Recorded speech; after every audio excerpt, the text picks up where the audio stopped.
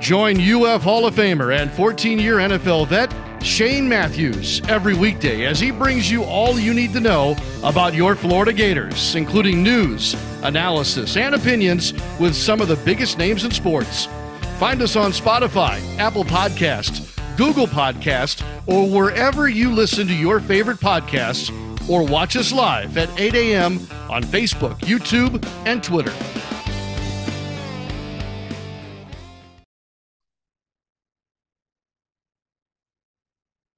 Seth Hart from Harp on Sports with you here on this Tuesday. Pot up with Matthews in the morning, substituting for Shane throughout the course of the program today. I know that makes some of you very, very excited and some of you sad, but hey, life goes forward. Doesn't it? Shane will be back tomorrow.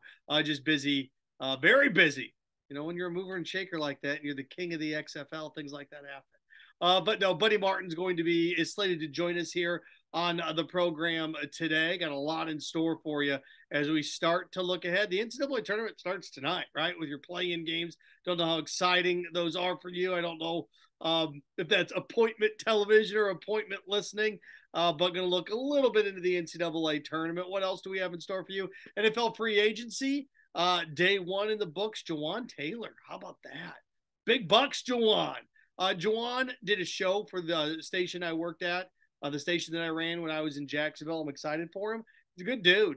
And the fact that he's going to get $80 million from the Kansas City Chiefs, moving him from right tackle to left tackle, it looks like what they're going to do. So fascinating on that front. And it was interesting because I was talking with Pat Dooley about this yesterday, that Jawaan Taylor is the second highest paid Gator in the history of the NFL now with this contract. That's hard to believe, isn't it? Jawaan Taylor becomes the second highest paid Gator in the history of the National Football League. Fascinating, behind Joe Hayden all time. And it's funny because when you look at things, the fact Anthony Richardson, even if he is a decent quarterback's going to get $100 million in his second contract. But Jawaan Taylor, good for him. Good for him. Oh, what do we have in store for you on the program today as I drop my entire notepad with all my good stuff down here? Looking forward to the show today. There's a couple things on the docket. One, of course, with the NCAA tournament here, one of the things that I kind of hit on yesterday a little bit that I'm looking forward to diving into today is whether or not Alabama now runs the SEC in basketball. We know there was a passing of the torch, a passing of the baton when it comes to football, right? It now runs through Athens, Georgia. The SEC does. SEC runs through Athens, Georgia. Now the question is, does the SEC in basketball now officially run through Tuscaloosa? Over the years, let's face it, over the course of the last 10 years, you could have a debate on whether or not it runs through Lexington, Kentucky. Usually all the best players, at least the most talent, is in Lexington, Kentucky.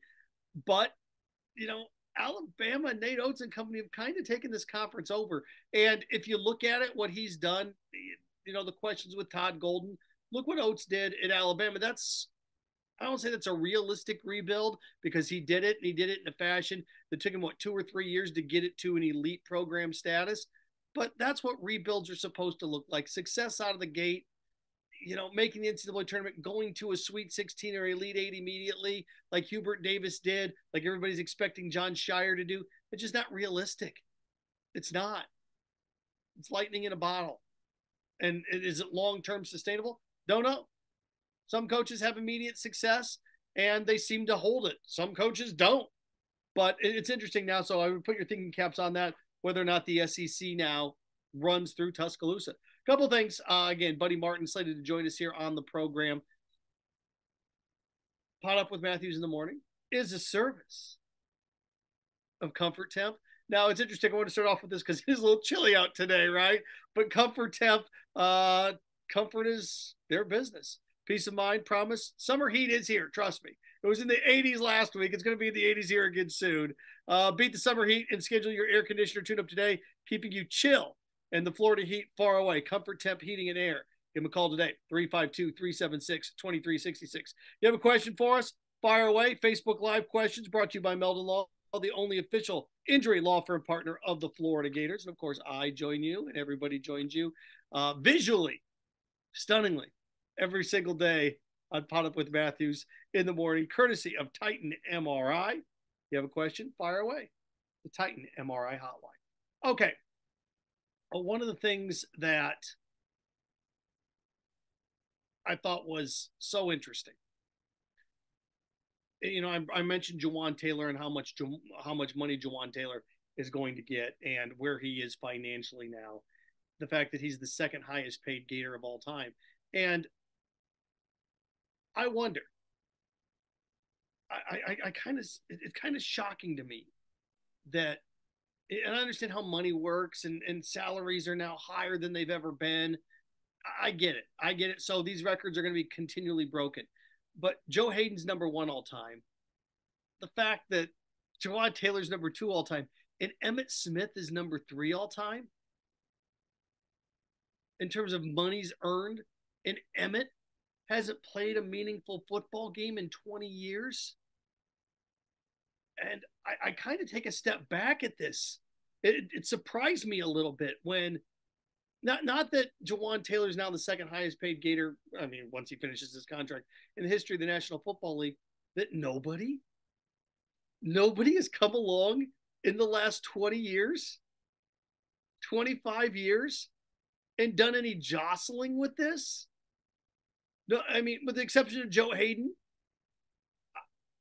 I don't want to, be that guy, but the Gators on the National Football League level, going from college to the NFL, the fact that they haven't produced, elite talent in terms of big money contracts. And I started to think here in terms of Gator Hall of Famers. Are there any Gators right now in the NFL that have a shot at being in the Hall of Fame? I mean, I was trying to think over the course of the last 15 or 20 years, what Florida football, does Joe Hayden have a shot to be in the NFL? I mean, in the NFL Hall of Fame or the Pro Football Hall of Fame in Canton? I know that elite talent is something that you can grasp on a college campus, and it's not necessarily the college coach's job. I know this is one of these things that sounds weird. It's not exactly the coach's job to get you in the NFL. It's the coach's job to succeed in college. Now, getting you ready for the NFL has its benefits. And there's certain programs that, churn out NFL talent that aren't any good or mediocre in college. It goes 7-5, 8-4 every year. But I thought it was just fascinating when I saw that Jawaan contract and we started to go through the numbers a little bit, and I realized, wait a second here. The third highest paid Gator in the history of the NFL is Emmitt Smith, and he hasn't played a football game since the first term of the Bush administration. Oh, okay. In 20 years, with the average salaries quadrupling, the highest paid quarterback then, when Emmitt played his last game, was $14 million, $13 million a year. Now it's 50. So I'm trying to scratch my brain here and try to think of the last Gator, or any Gator in the last 15, 20 years that's going to be a Hall of Famer, that has a shot to be a Hall of Famer. And, I look around, it's kind of one of those things that, I look around, and every other SEC program's got one, don't they? I mean, is Joe Hayden? It'll be interesting to see. All right. Let's see, guys, some questions flying in. Again, if you have any questions for us, courtesy of Facebook Live, right? Meldon Law. You're on Pot Up with Matthews in the morning. Cliff Neal writing in, Hubert Davis inherited an elite program, not a rebuild. Cliff, it wasn't, I don't know if it was elite anymore. Roy had them. They were still a perennial Elite 8, Sweet 16 team, yeah. So basically not a rebuild. I'm talking about coaches that dive in that have immediate success. But I see your point. It's a fair point. Ted writing in, do you think the Gators keep Riley Kugel? I don't know. What do I think? I think he's staying. But again, this is one of these things, and I bring this up ad nauseum. I do. I bring this up ad nauseum. And I don't know. I gotta be careful here because I have an employee at the University of Florida, right? You've got guys like Riley Kugel. You have guys like Jack Caglione, special guys, and we really don't do anything cool for them. You have to do cool, unique things for these guys now. Make them feel welcome. And I talked about this, and I seem like I do it every single day. But Jack Caglione, I don't know why.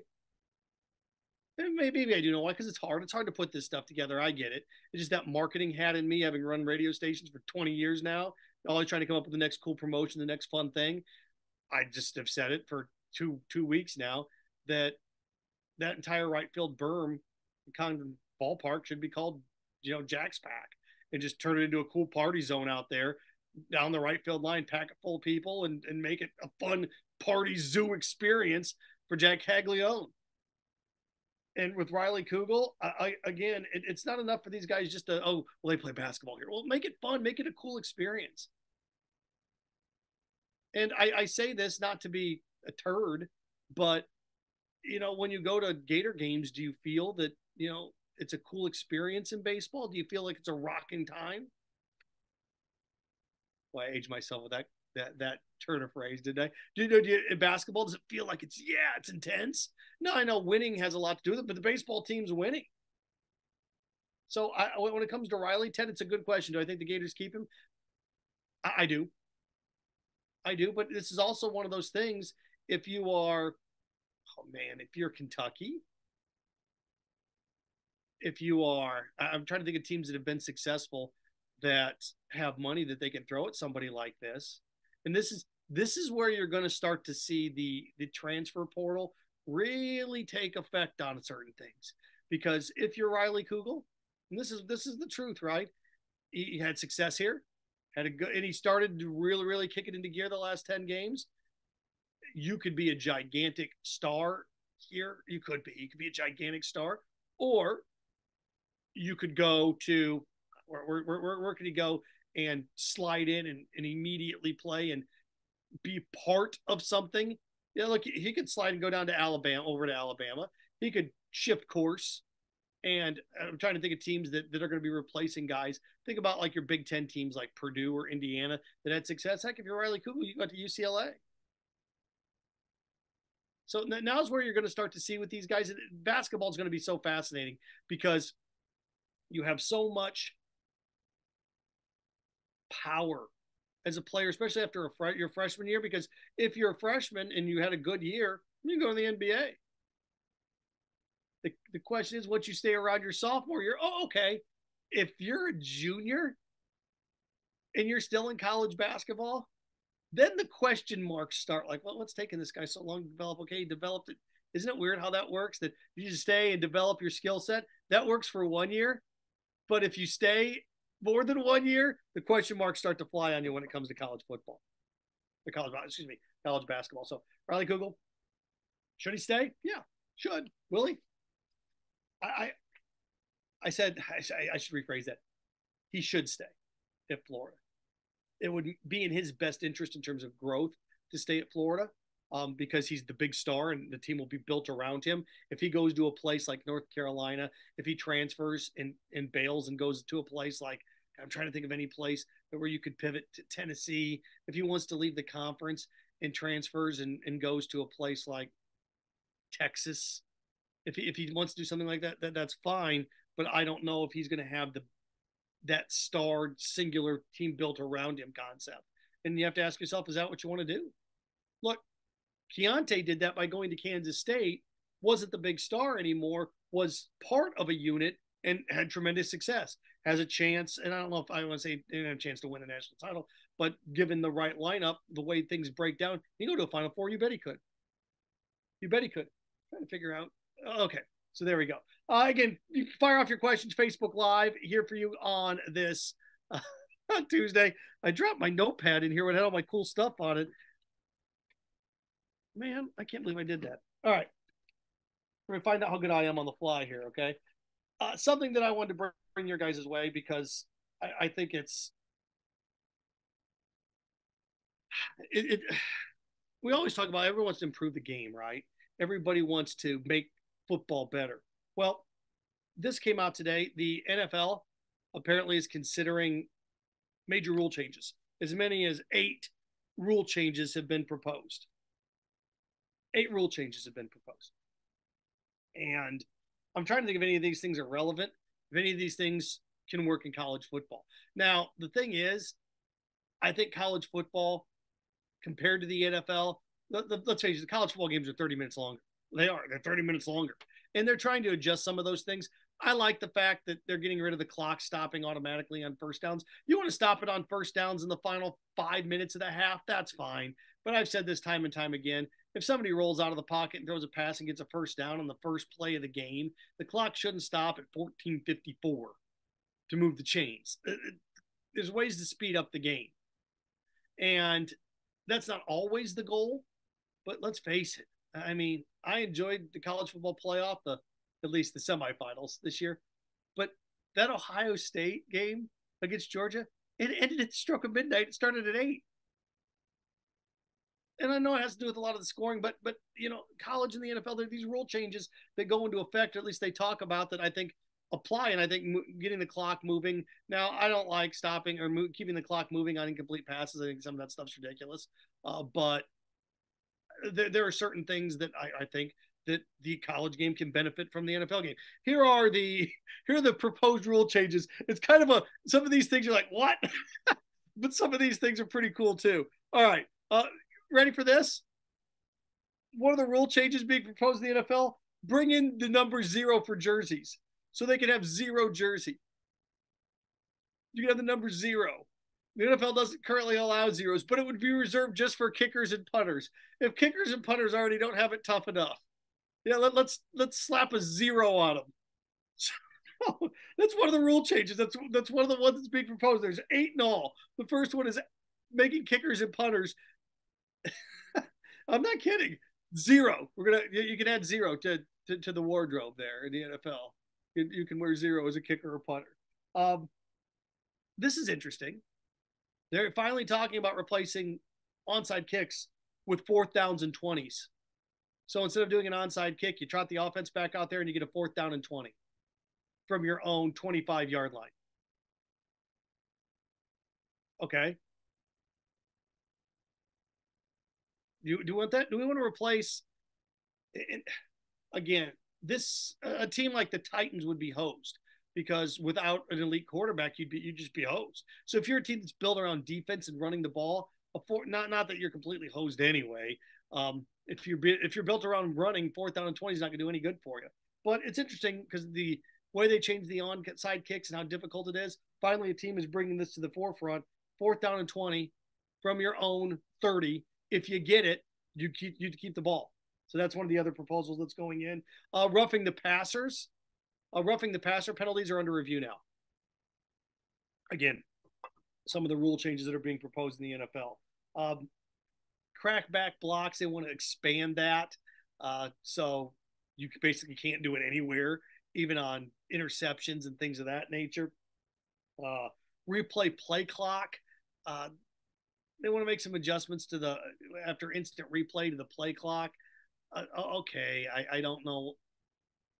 I mean, you're talking just shaving 10, 15 seconds here and there. How about this? From 2 challenges to 3 challenges. Now, this is something I think the college game can benefit from, copying what the NFL does. The fact that every play in college football is under review, they need to knock that off. Again, I'd like to see college adopt this rule. So everybody gets 3 challenges. You get 2 challenges correct. Now you get a 3rd one. One of the proposals is everybody gets 3 challenges throughout the course of the game, just like you get 3 timeouts. You can challenge a personal foul. Okay. There you go. And then 4th down failures are under review. You can review them. Right now, you can't review certain change of possession 4th downs. I told you, not the most exciting things when they're talking about adding 0 to jerseys as being one of the major rule changes this year. But I do like a couple of these things. This is the NFL. 4th down and 20 for the onside kick. And then they're taking this from the XFL. And the NFL has taken things from the XFL before, right? The first down yard marker, the line, that's an XFL thing. Instant replay going back to the 80s, that was a USFL thing. So the NFL likes to steal. They do. I mean, come on. What do they say? Imitation is the most sincere form of flattery. So some of these rule changes, I'd like to see college football adopt the 3 challenge review than every single play being under review. So there you go. Cliff writing in courtesy of Meldon Law, Facebook Live. I like the XFL does it. 4th and 15, but I would make the ball spotted from where they kick off instead of the 25. Yeah. Okay. Greg says, I think 4th and 20 is an advantage for the offensive kicking team. I don't know again, it's one of these things that if you're like the Kansas City Chiefs, or if you're, just if you have an elite quarterback, if you're the Bengals, 4th down and 20, you bet. I just think wouldn't it be brutal? It's, I don't know, 20 yards too much in this day and age. If you got a big receiver like or big tight end like Travis Kelce or somebody like that, it'd be exciting. And given the option, and it's up for debate. This is going to happen. It's just a question. It's a matter of time. It's a matter of time. It just adds so much more. A 4th down and 20 instead of an onside kick would add so much excitement to games. It would at the end. The onside kick used to be this fun, cool thing, and they changed the rules around that it's not anymore. Just not. So there you go. Okay. Again, Hot Up with Matthews in the morning. Seth Harp in for Shane today. Brought to you in part by Chris Doering Mortgage. Chris Doering Mortgage, they do mortgage lending right, helping home buyers throughout Gainesville and North Central Florida. Call Chris Doering Mortgage today, 352-244-0840. That's 352-244-0840. Okay, I saw something. Again, I'm bouncing around. I was talking about college basketball at the beginning of the show, the NCAA tournament, but wanted to do these 8 proposed rule changes in the NFL and how they can relate to college first. Saw something that I saw it yesterday, and even though it took place over the weekend, there were fans at the SEC basketball tournament, Alabama fans, wearing shirts that said "Killing It" in the SEC tournament. Look, gang, I don't know how history is going to judge this Brandon Miller saga when it's all said and done. I don't. Somebody's dead, and a basketball player at Alabama, who's no longer a basketball player at Alabama, murdered this person, allegedly. And regardless of whether or not Brandon Miller's guilty of a crime, the way that this has been handled by the players, by the fan base, the fact that you have fans showing up at the SEC basketball tournament with shirts that they had made that said "Killing It" at the SEC tournament. They're just a part of me. And there's certain things that I think are funny in the course of sports that you can make fun of other teams for, make fun of other people. I had a shirt when I was in college of Mike Tyson biting Evander Holyfield's ear, and it said, "If you can't beat him, eat him." And okay, that I had shirts that were kind of maybe at times weren't the most appropriate. Yeah, I do. I have somewhere. I've got a George Carlin shirt that I know that I can't wear in public. I know I can't wear it in public. But think about where you are. If you're walking around with a shirt, or you have shirts printed that say, as an Alabama fan, "Killing It" in the SEC tournament, and you wear it proudly to a game, and the whole frisk thing before a game, and this happens, right? Nobody has. This happened with COVID. This happens with a lot of things. With respect for other people, regardless if you agree with them or if you don't agree with them, I just don't know where all right, one of our players murdered this person. Our star player, like it or not, inadvertently was involved with it. Now, whether or not they committed a crime, okay. And you're going to make light of that? Man, I just, I don't know. This is one of those things that I see it. And apparently Alabama's come out and said, hey, look, we didn't make those shirts. We had nothing to do with them. Those people weren't allowed back in the arena. We don't even know if they were Alabama fans. Okay, that's all fine. And you can find this online if you look at the pictures. That it's just one of these things when I see it, I'm like, good God, people. Good gracious. And I know there's some shock value when it comes to things that people like to do. I just don't know when somebody's been murdered and killed and one of your boy, I don't know.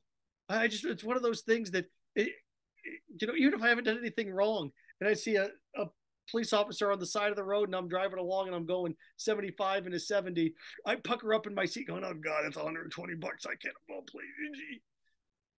But this is one of these things that, your players are involved in this murder cover up, whatever you want to call it. And you're like, hey, it's time to wear some Killing It in the SEC shirts. Let's get some shirts made. This will be fun. I just don't get it. Well, it's one of those things I don't get. Joe Wright said, does it really surprise you out of Alabama? They're classless. They'd sell their soul to the devil to win anything. Here's the thing. And look, I worked in that state for a couple of years. Every fan base has their ridiculousness. They do. Heck, I mean, I lived and worked in Georgia for 4 or 5 years. Ridiculousness. Lived and worked in Alabama for a couple of years. Ridiculous. Even in South Carolina, ridiculous. I remember when I was in South Carolina, a bunch of Gamecock fans, every place that I worked when I was on the air, fans of the fan base tried to get me kicked off the radio. The only place that was successful was here in Gainesville. So good for you guys, whining and complaining, right? I look at it like this.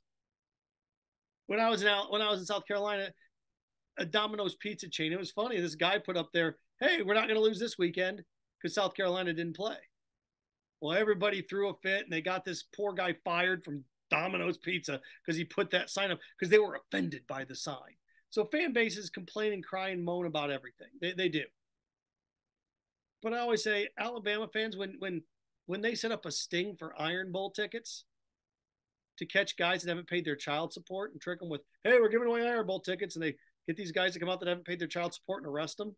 Those videos are all over YouTube. You want to check them out? Man, nobody else is doing stuff like that.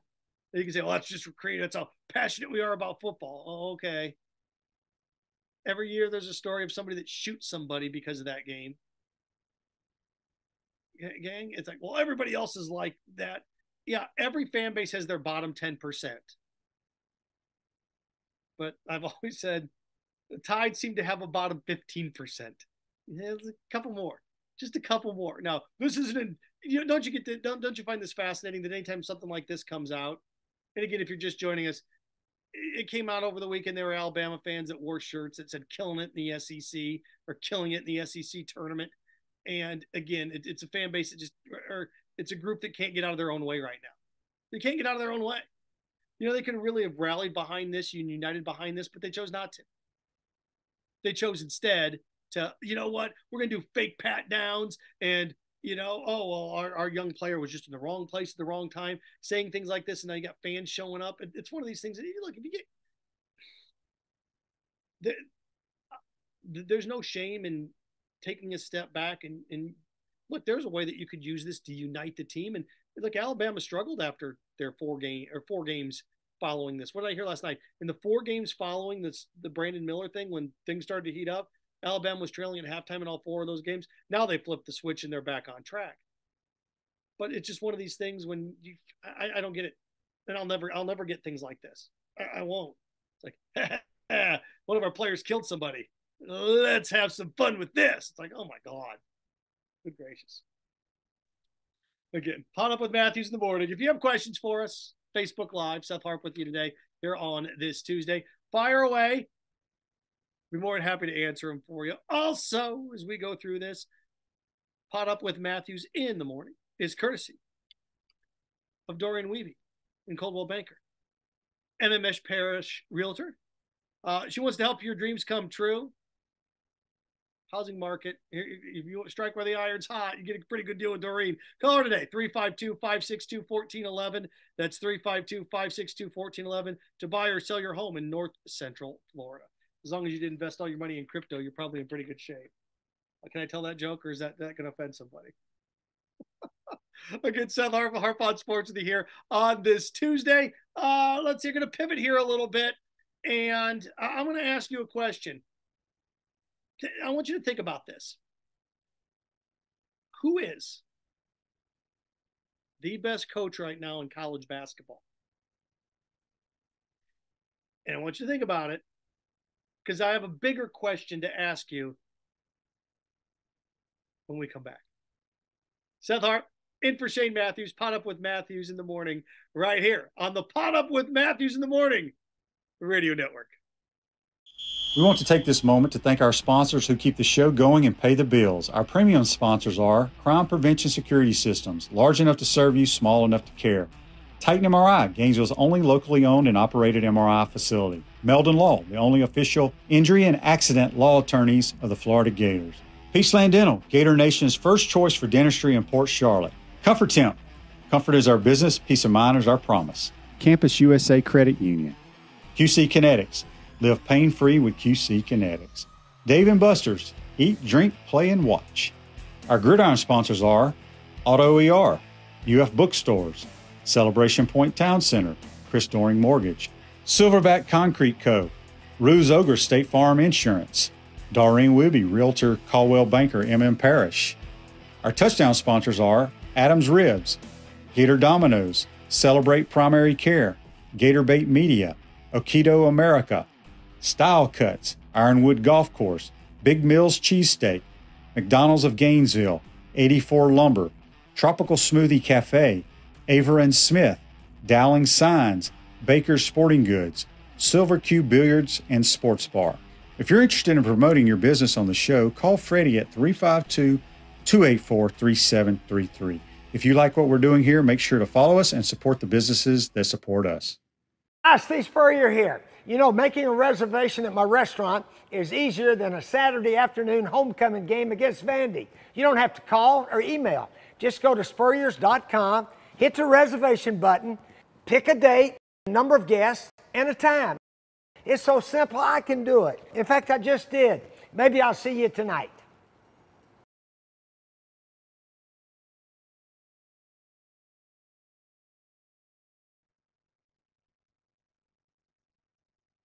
Seth Harp on Sports, in for Shane Matthews here on this Tuesday morning.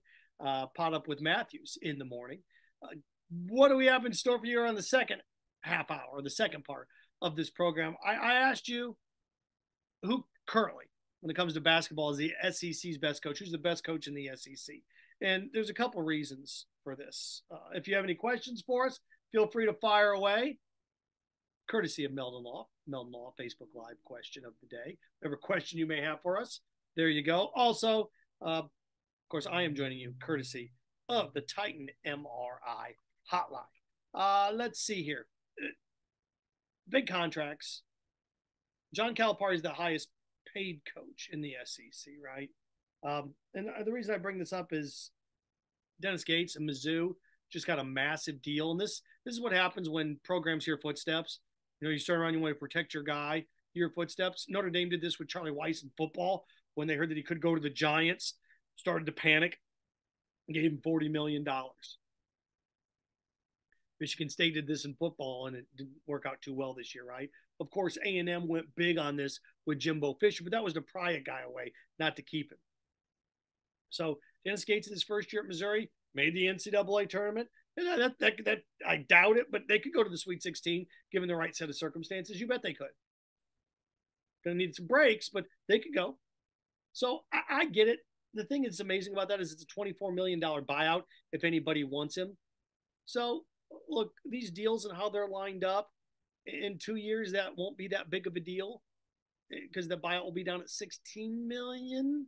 But if you're successful, programs and how much money that, the SEC's paying out going to be paying out $80 million per school coming up. So you can get away with things like this. You can. It's the price of doing business, right? And if you have a coach that you hired from somewhere else, somebody's going to want to hire that coach from you. Things happen. And I always try to tell people, remember, coaches at the end of the day are mercenaries. They're hired guns. Most of the ones that you hired from somewhere else. Even Florida hired Spurrier away from Duke. You hire him from somewhere else. Billy Donovan hired from somewhere else. All your great ones. So that's against everybody. So they came to your place for more money. I don't know if too many coaches took a pay cut to go anywhere. Not too often. So I was thinking about this, and I think I don't know if it could work. But when asking who's the best coach in the conference, isn't it Dawn Staley? And the reason I bring this up is because there's jobs that have opened up now. And I want to make sure I've got just a small list here that of coaching openings that have occurred at least elite programs. We don't know what Texas is going to do yet. So that one, in terms of sealing most money, we know Georgia Tech has hired Damon Stoudemire. No word on what Notre Dame is going to do yet now that Mike Bray is gone. Georgetown looking to replace Patrick Ewing. St. John's has an opening. Is Rick Pitino going to leave Iona for St. John's? If I had to bet, that would be one that I would bet. And I think that's good for college basketball if Rick Pitino is back and he's in New York City. It's St. John's. That's just one of those programs with all the talent in New York. If St. John's could be good, it would just be fascinating. And, play games at the Garden every now and then. It could be really cool again. Could be. Going back to, was it Felipe Lopez in the Ron Artest era? So I was sitting here thinking about Dawn Staley. Is it time that program hires her at the men's level? Would you hire Dawn Staley to run your men's college basketball program? Would you? Now, look, Florida, not involved in this, right? Because you always have to put on your team's hat when it comes to something like this. And the problem with Dawn Staley is, if we're going to sit there and say, well, she go to a MAC school or a Sun Belt program, well, they're not going to pay as much as the SEC does. She's going to make more money staying at South Carolina. But there are a couple schools. I mentioned, could Dawn Staley coach at Georgetown? I don't know. But there's one school that always considers itself to be the beacon, to be the trendsetter when it comes to ethics and morality and policies. And that's Cal Berkeley, Cal Golden Bears, who just canned former head coach, right? Mark Fox, is he coach at Georgia for a while? Here you go, Cal. Cal, you've always considered yourself to be innovative and ahead of the game. I don't want to say better than everybody else, but Cal's always had that sense about him. Well, then, Cal, here you go. If you're really an institution that wants to give people a chance, Cal, you pick up the phone, you call Dawn Staley, and you hire her as your men's basketball coach. You make the call. Because if there's a place that, at least at the Power 5 conference level, that you could try this at, it would be Cal.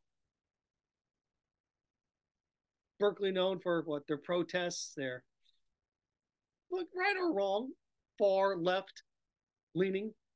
It's left to me. I think that's right to you on the screen. And I don't. It's not political. It's not left, right, Republican.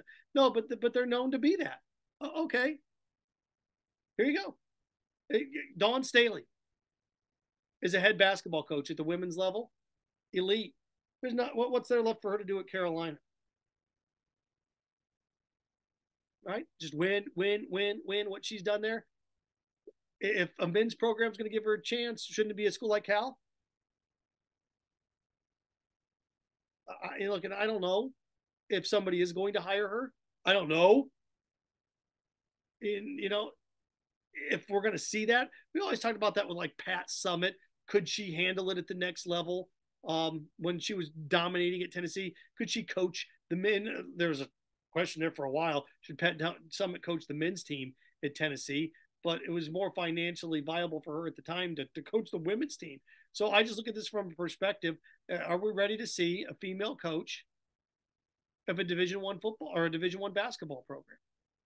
And Dawn Staley, again, if you're Cal, who's looking at programs out there where it could work?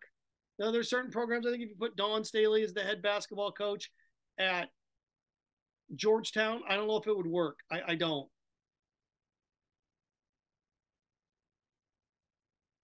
In DC, our nation's a little tricky, right? But at Cal, if it's going to work, it'd be at Cal.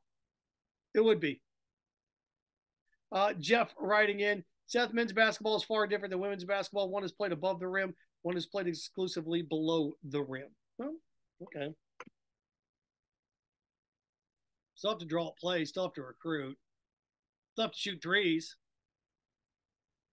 I mean, we sit here, Jeff, I know you say that, but Golden State won 4 NBA titles, right? From bombs away. Golden State won 4 NBA titles not because of their ability to crash the boards. Golden State won 4 NBA titles because they shoot like monsters. For a decade, they've shot like monsters. So I don't know, you can talk about above the rim, below the rim. It's a shooting game. It's a shooter's game now.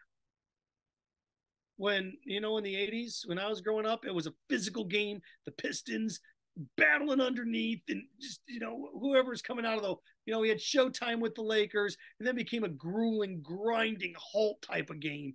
When the Pistons were successful, then the Bulls combined defense with offense, and then the Rockets came around and, Olajuwon centers dominated in the 90s, whether it was Shaq or Mourning or Olajuwon. You had the centers Ewing ran the world in the early 90s, and then we kind of got away from that, and then it became a guard league, singular guard league, and now it's turned into this, you better have 3 guys that can bomb away, baby. You better have 3. I just saw this with Dawn Staley again. Is it time? It's college basketball ready for a women's head coach at the men's level. Are we ready for it? And we've talked about this where, was it Becky Hammon that was with Popovich in San Antonio? And you may ask yourself, well, it's going to be tough to get guys to come play for her. No, you wouldn't play for her.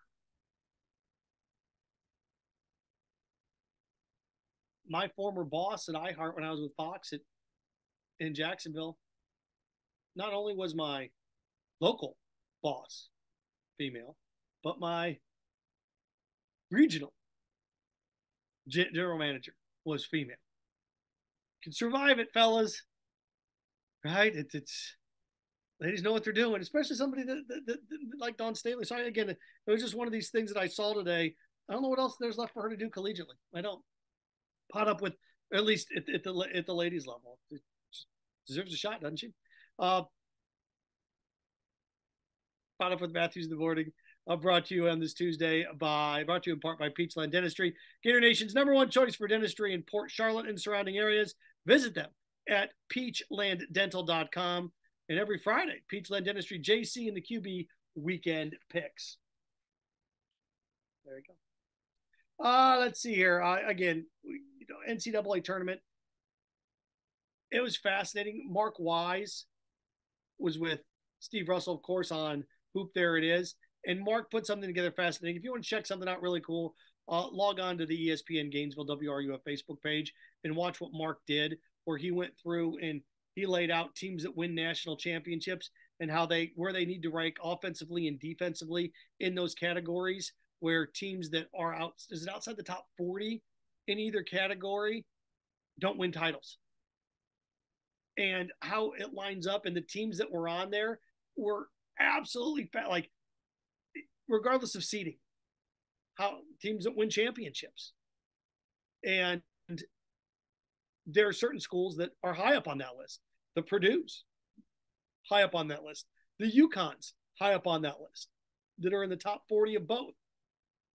Then you have programs that aren't, that are 1 or 2 seeds. Look, Kansas isn't this year. UCLA isn't this year. Gonzaga, it's fascinating. It was just this great little bit that he did where teams that make it to the Final Four, teams that are successful in the Final Four, teams that win championships fit into these 2 categories. It's like a Venn diagram. And he listed basically 7 teams that, okay, one of these 7 teams is going to win the national championship based on what we've seen in the last decade plus in college basketball. You have to be in the top 15 of this, top 20. Teams that are outside of this don't win. So I used that in determining who I picked to go to the Final Four. So if I'm going to make any money, it'll be courtesy because of Mark Wise. If I'm going to win the Pot Up with Matthews in the Morning Bracket Challenge, it'll be because of what Mark talked about. Because I wanted to pick UCLA to win it. I did. I wanted to pick UCLA to win it bad. Like, oh man, they're red hot. They're tearing through the Pac-12. Yeah, they lose to Arizona, but Arizona's red hot too. All right. And then he went through, well, you know what? UCLA doesn't score enough points. Oh, okay, they're not in the top 20. Oh, okay. Well, out they go. Yeah, fascinating stuff. Again, Seth Harp in for Shane Matthews. Pot Up with Matthews in the morning with you here on this Tuesday as we start to, shift gears here a little bit.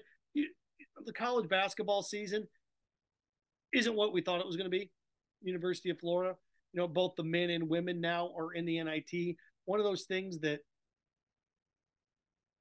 I brought up, and we kind of joked about it, but I think it's relevant again because it's here.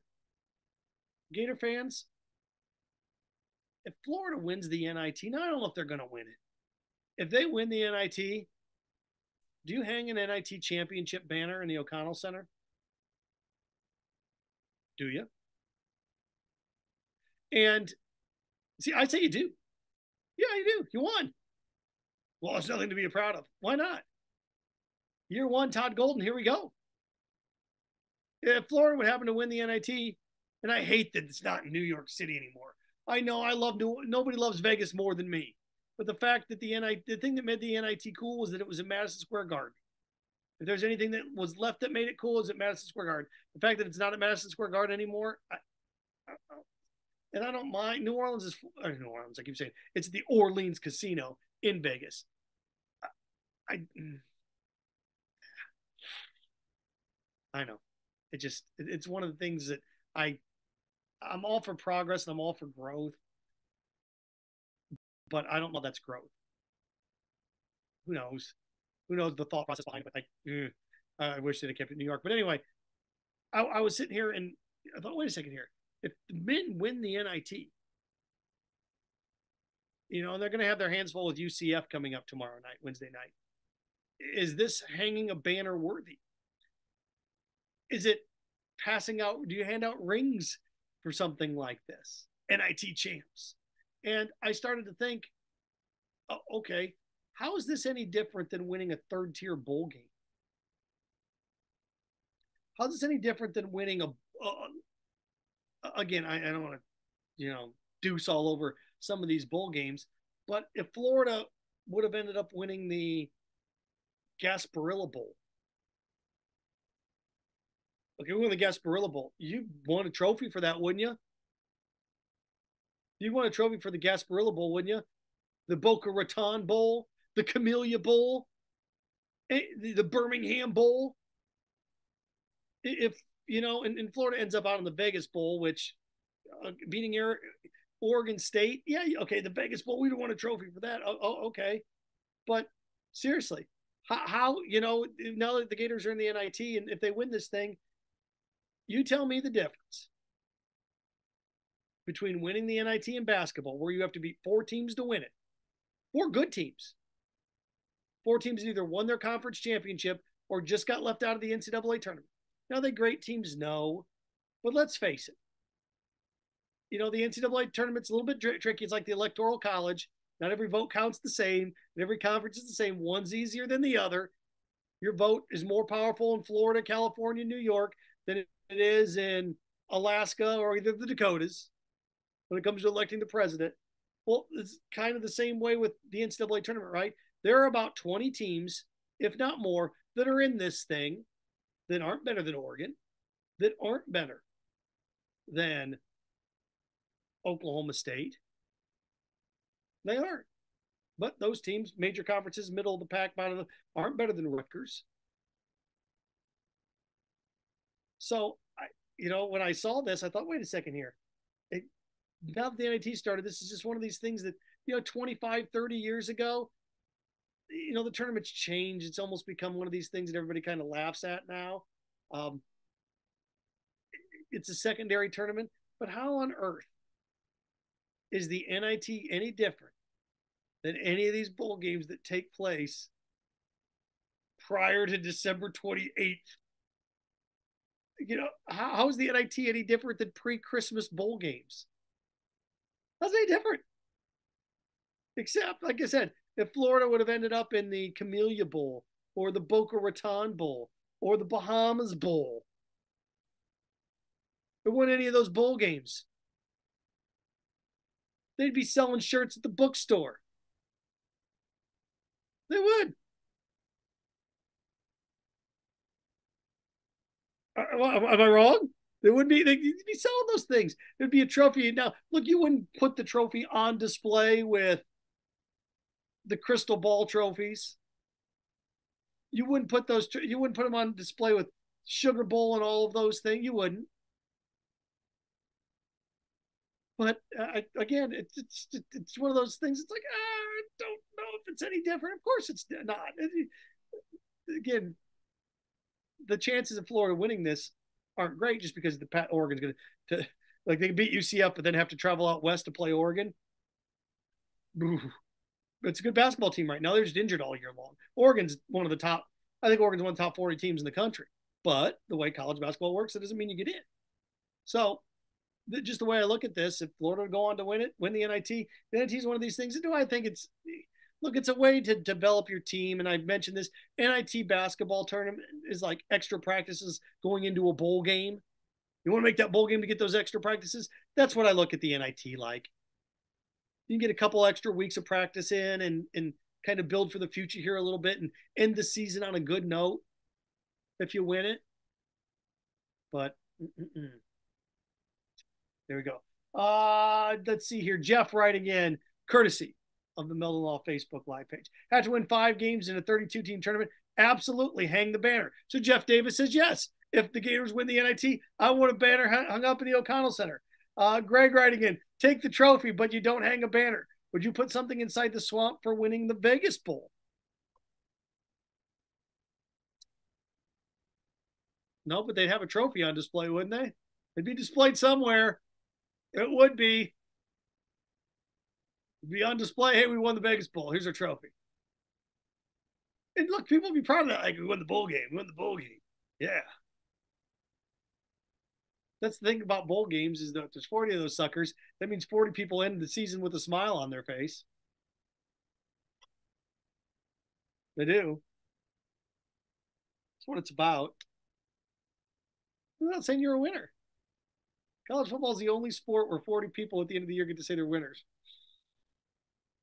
Now, you may not be the big winner, but we're a winner. We're a champion. Let's see. You're Pot Up with Matthews in the morning with you here on this Tuesday.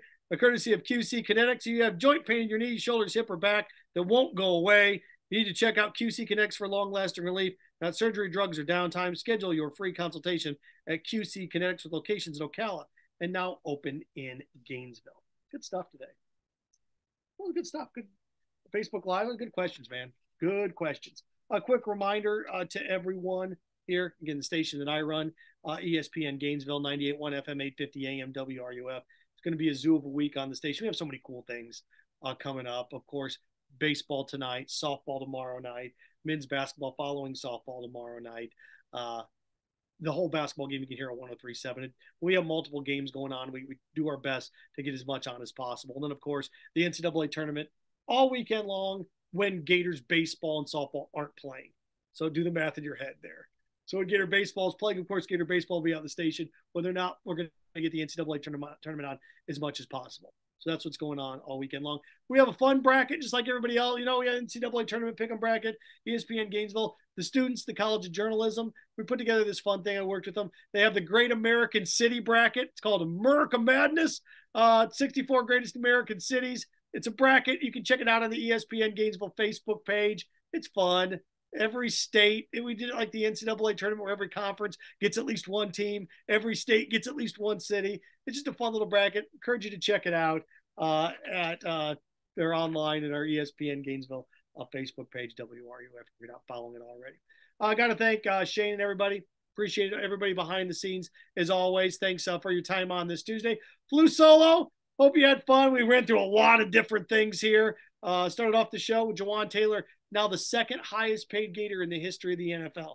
Fascinating when you think about it, behind Joe Hayden and Emmitt Smith third. And one of the big questions I asked you out of the gate, do we have any, now that, Jawan's second all time? What current Gators in the NFL have a shot at making the Hall of Fame? Something for you to think about on this Tuesday. Enjoy your Tuesday. We'll be back. Pot Up with Matthews will be back in the morning. Everybody have a great day.